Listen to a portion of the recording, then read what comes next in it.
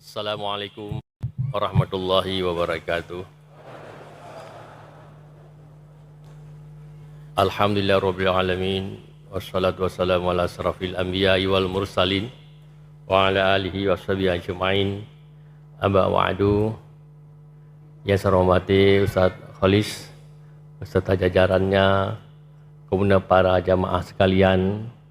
Mudah-mudahan pertemuan kita ini diberkahi Allah Subhanahu wa taala, dan pertemuan kita ini menjadi wasilah kita untuk terus membantu saudara kita yang ada di Palestina, yang pada hari ini mereka sangat menderita dan nasibnya sangat memilukan. Dan oleh sebab itu, bantuan yang diberikan oleh para jamaah sekalian, oleh para warga MTA ini menjadi sesuatu yang bermanfaat bagi saudara-saudara kita yang di Gaza. Mudah-mudahan ini menjadi amal soleh bagi kita semuanya. Ikhwafillah rahimakumullah. Ini adalah kedatangan saya yang 3 kalinya kemari. Kalau 2 atau 3 tahun yang lalu kami mendapatkan bantuan dari para jamaah sekalian itu sekitar 2 miliar. Nah sekarang sudah 3 miliar. Ini sesuatu hal yang luar biasa, sesuatu hal kedermawaan yang diberikan oleh para jamaah sekalian, para warga MTA. Ini ada peningkatan keimanan yang luar biasa. Kalau pertama saya datang, saya bicara di depan televisi karena memang ketika itu lagi COVID. Tapi pada hari ini saya menatap wajah-wajah para jamaah sekalian dengan wajah yang penuh optimis, wajah yang mencerminkan keimanan yang begitu kokoh. Ini adalah kaderisasi yang berlangsung sungguh lama, dan terus terang saya salut tadi ketika saya lihat anak-anak remaja putri yang khusyuk mendengar tausiah dari Ustaz Khalis. Bagi saya anak-anak SMP, SMA yang khusyuk mendengar ini bukan hal bukan hal yang sesuatu banget bagi saya tuh. Karena kalau anak SMP, SMA mendengar tausiah, biasanya itu hasik dengan HP, Pak. Hasik dengan HP dan hasil telepon sana, telepon sini, kena ketawa sana, ketawa sini. Tapi ini Masya Allah. Dan saya ingin coba untuk menyampaikan sedikit informasi. Mudah-mudahan saya tidak menangis ya Pak ya. Mudah-mudahan saya tidak menangis. Saya sering menangis ketika saya melihat saudara-saudara kita di Palestina yang dibantai. Dan sepertinya saudara-saudara terdekat mereka, saudara-saudara mereka dari Arab hanya bisa menonton, dan hanya bisa saling menyalahkan. Tidak ada upaya-upaya yang serius untuk bisa menahan tangan Israel untuk tidak melakukan pembantaian pada saudara-saudaranya. Dan kemudian juga saya akan menceritakan bagaimana kondisi rumah sakit Indonesia. Dan rumah sakit Indonesia ini adalah bahagian dari apa yang bapak-bapak, ibu-ibu yang telah memberi bantuan. Dan itu merupakan tanggung jawab kita bersama untuk menyelamatkan rumah sakit kita ini dari kekejaman, dari rencana-rencana jahat yang akan dilakukan Israel terhadap rumah sakit Indonesia. Yaitu kebanggaan kita, yaitu merupakan bentuk ikatan batin, ikatan moral kita, ikatan nurani kita dengan saudara-saudara kita yang ada di Palestina pada hari ini. Teman-teman sekalian, saya dalam beberapa hari ini itu agak gelisah, agak membatin saya, apalagi banyak pertanyaan-pertanyaan yang ditanyakan oleh para jurnalis kepada kami tentang nasib 3 relawan Mercy yang ada di Gaza hari ini. Itu selalu yang membuat saya itu agak tidak tenang Pak ya, tapi saya berdoa pada Allah, dan selalu saya katakan ketika saya ketemu dengan banyak orang, saya katakan bahwa mari kita berdoa kepada Allah agar warga Gaza diselamatkan. Bila khusus 3 relawan Indonesia, 3 relawan Mercy ini Allah selamatkan. Mereka adalah kondisi yang sangat sulit hari ini. Nah jemaah sekalian, bahwa hari ini bukan perang di Gaza, tapi pembantaian, Pak. Pembantaian dilakukan oleh Israel terhadap warga sipil, terutama ibu-ibu dan anak-anak. Itu yang terjadi hari ini.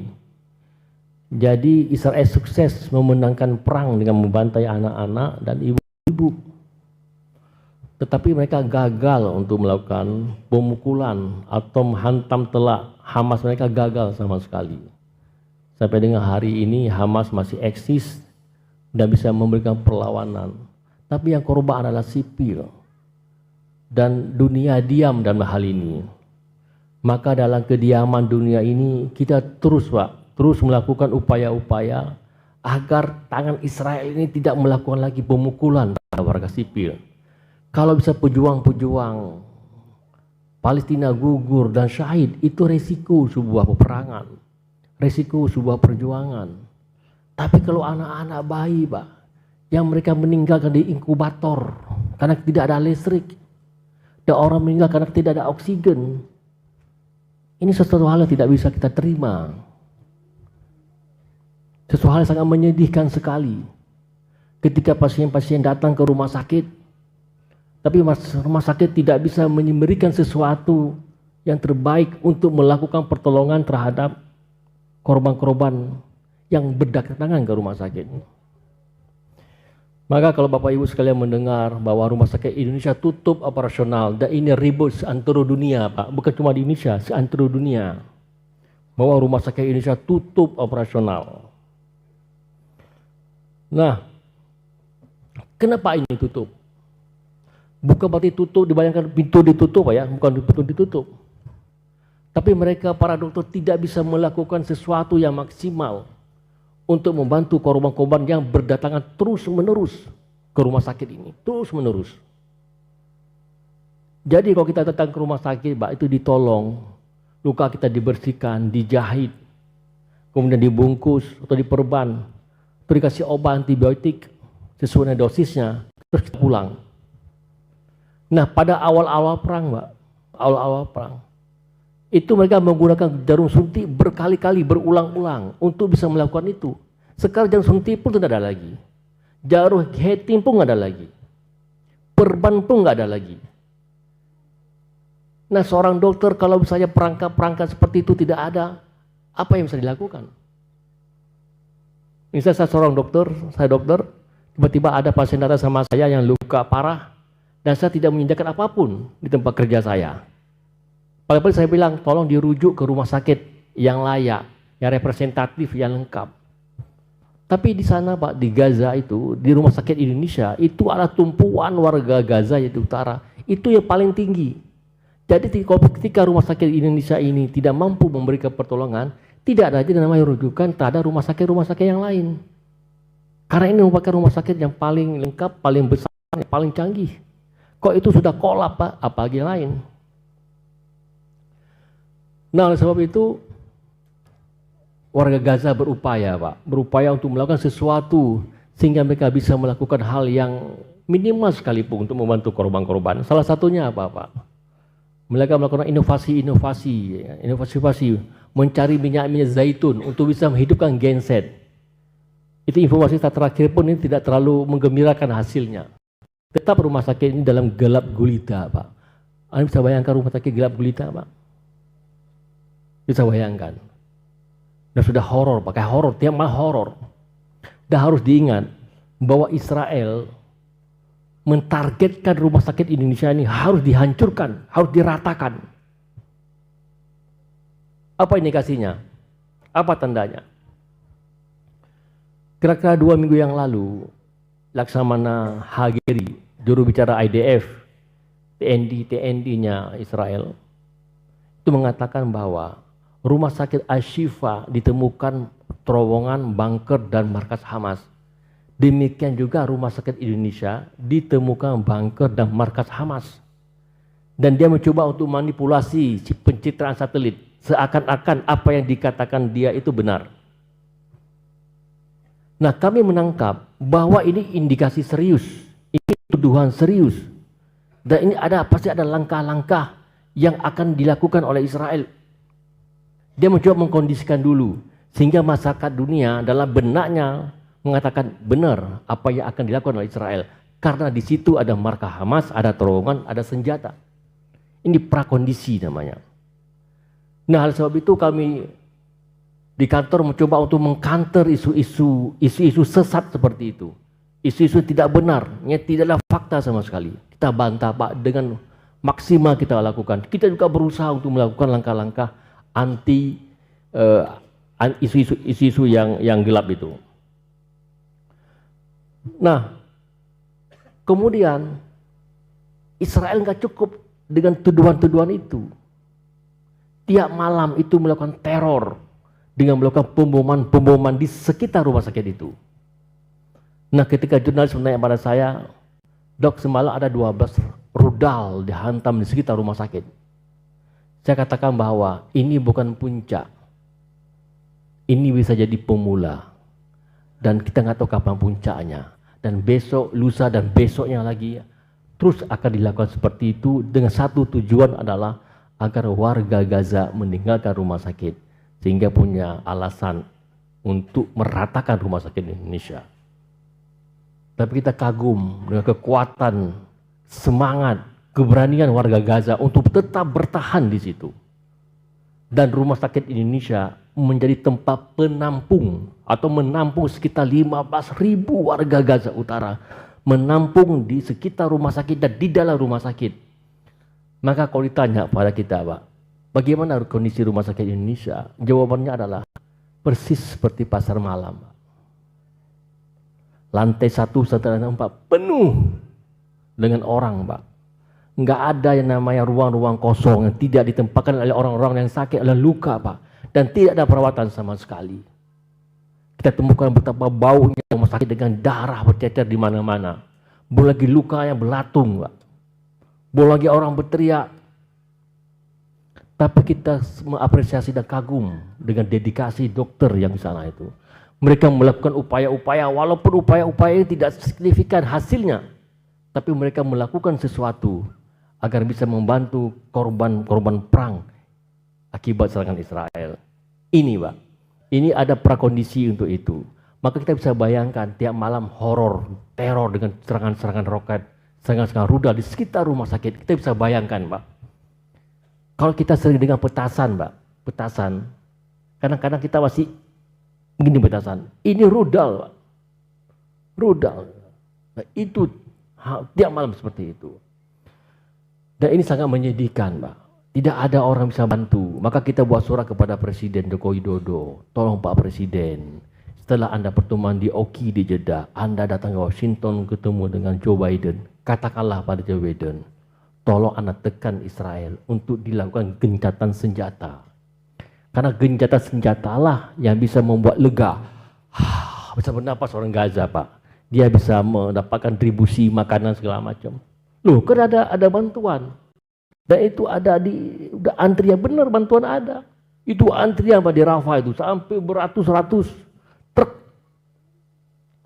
Tapi pertanyaannya, apakah berani, Pak? Apakah berani bantuan itu masuk ke Gaza kalau tidak ada izin dari Israel?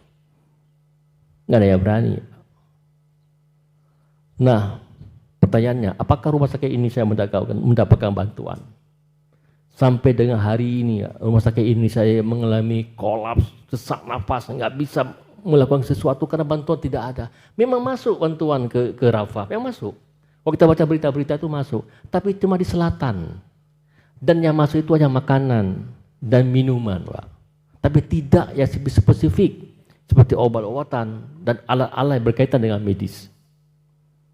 Nah, oleh sebab itu kemarin itu kita ketemu sama Kemlu dan Kemlu mengatakan bahwa apakah Mercy mau bareng-bareng untuk masukkan bantuan ke Gaza. Kami katakan bahwa kalau kami bawa bantuan, apakah bantuan kami ini nyampe enggak ke rumah sakit Indonesia? Kami tidak bisa menjamin. Kalau kita bisa menjamin, ya kami coba berusaha untuk mencari dengan cara-cara kami. Karena kenapa, Pak? Karena nggak akan mungkin bantuan kemanusiaan ini nyampe ke utara kalau tidak ada jeda kemanusiaan, kalau tidak ada gencatan senjata. Karena di utara itu bangunan pada hancur semua, Pak, rata semua bangunan itu. Jadi bantuan itu akan lebih sulit berjalan kalau bangunan-bangunan runtuh. Nah, Israel memberikan waktu 4 jam, harus sampai di utara 4 jam. Maka supir mikir-mikir, kalau 4 jam nggak mungkin sampai ke tujuan. Nah, kalau lebih 4 jam, risiko. Nah, oleh sebab itu sangat memprihatinkan sekali, Pak, apa yang terjadi di Gaza hari ini. dan itu tidak ada pertolongan siapapun. Kita semua bisa berteriak, Pak. Negara-negara Arab semua bisa berteriak, masih mempersoalkan antara Hamas dan sebagainya. Maka sebenarnya untuk mengetahui masalah di Gaza cukup nurani, Pak. Cukup sebagai manusia yang punya nurani tahu persis apa masalah di sana. Nah, sebagai ilustrasi saya sampaikan kepada jamaah sekalian. Kalau satu keluarga di Gaza itu, Pak, kalau dia ingin mengungsi, dia bagi dua. Antara anak satu dibawa sama ibunya, sebagian anak dibawa sama bapaknya. Mereka berpisah. Kalau ibaratnya si ibu yang bawa ke timur, si bawanya bawa ke barat. Kenapa mereka lakukan seperti itu? Kalau si bapak kena bom dan anak yang bapak bawa ini meninggal, masih ada cadangan, masih ada yang hidup yang dibawa sama ibunya. Begitu sebaliknya. Itulah yang terjadi pada hari ini, Pak. Nah, kita lihat bahwa rumah sakit Ashifa kemarin, Pak, itu dituduh ada markas Hamas. Nah, kemudian pasien-pasien semua dikeluarkan di sana, Pak. Dan direktur rumah sakit ditodong dengan senjata. Kemudian Israel menempatkan banyak senjata-senjata di situ. Dia menuduh bahwa kami menemukan senjata-senjata Hamas di rumah sakit. Kami menemukan perlengkapan-perlengkapan senjata yang disimpan oleh Hamas.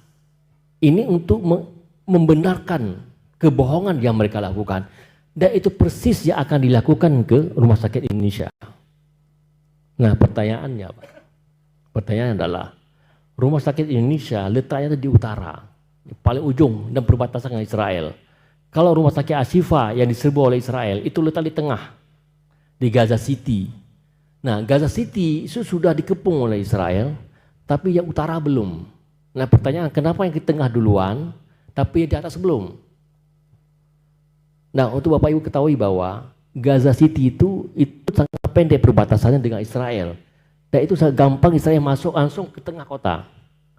Tetapi kalau untuk yang di Beit Lahia di rumah sakit Indonesia itu agak panjang perbatasannya. Maka Israel masuk itu baru 3 km. Berarti ada kira-kira 8 km lagi itu nyampe ke rumah sakit di Indonesia. Maka pada hari ini rumah sakit Indonesia dalam keadaan yang sangat terancam.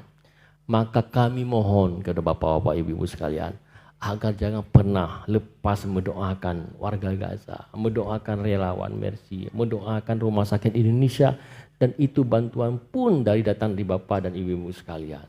Karena doalah yang bisa membentengi kita. Karena doalah yang bisa membantu saudara-saudara kita. Yang mudah-mudahan Allah melindungi semua saudara-saudara kita dari ancaman, dari teror yang dilakukan Israel setiap saat. Saya tahun 2009 itu pernah masuk ke Gaza dan saya menemukan banyak pasien-pasien, dan sama persis pada hari ini adalah pasien-pasien korban akibat bom fosfor. Bom fosfor ini bom yang dilarang oleh PBB untuk digunakan karena efeknya itu membakar, Pak. Bakar orang semua itu kena bom fosfor itu. Orang sangat menderita. Kadang-kadang nggak mati orang, tapi menderita karena kebakar itu. Nah, ada hal yang ajaib, Pak. Ada hal ajaib. Ketika pasien itu dibawa ke rumah sakit Ashifa ketika itu, dan kebetulan kita yang melakukan operasi, Pak. Operasi kita menggunakan salah satu obat bius namanya ketalar. Kalau bahasa generiknya ketamin. Nah, obat ini, Pak, ada efek sampingnya. Efek sampingnya itu adalah orang setelah dioperasi ngeracau. Ngeracau itu artinya orang ngomong sendiri, Pak. Orang mengungkapkan apa yang dirasa, apa yang dilihat, apa yang dialami. Itu dia akan ungkapkan ketika dia ngeracau. Subhanallah, Pak, subhanallah. Orang Gaza, dan saya mendengar sendiri dan melihat sendiri, Pak. Ketika mereka mengeracau, mereka yang keluarlah ayat-ayat Al-Quran, Pak. Yang di sini mengeracau Alif Lam Mim Al-Baqarah, Pak. Yang sana Al-Fatihah. Sana ada surah Yasin, ada Al-Fat, wah itu keluar semua meracau mereka itu. Jadi dalam keadaan tidak sadar pun yang keluar dari mulut mereka adalah ayat-ayat Al-Quran. Bayangkan ketika mereka sadar. Dan inilah orang-orang yang dihadapi oleh Israel, Pak. Orang-orang seperti ini. Maka kita meyakini, saya yakini bahwa umat Rasulullah akan menang. Allah akan mendorong pertolongan. Allah akan membantu Gaza dengan cara-cara Allah. Maka kita Pak tidak pernah putus asa untuk mencari cara untuk bisa membantu saudara-saudara kita yang Gaza. Maka bantuan yang Bapak beri ini adalah mudah-mudahan ini menjadi amal soleh kita, menjadi pertanggungjawaban kita di depan Allah Subhanahu wa taala.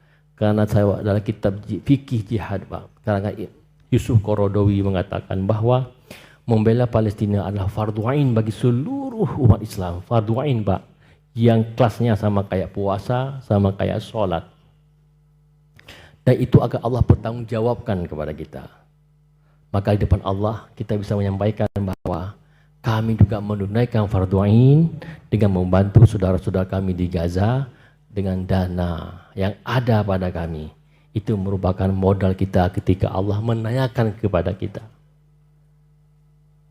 Mungkin itu yang bisa saya sampaikan. Mudah-mudahan ini bisa berguna kepada kita semuanya. Mudah-mudahan saudara-saudara kita diberikan kekuatan kepada Allah, kemenangan. Semoga Allah menurunkan tentara-tentaranya untuk menolong umat Rasulullah sallallahu alaihi wasallam.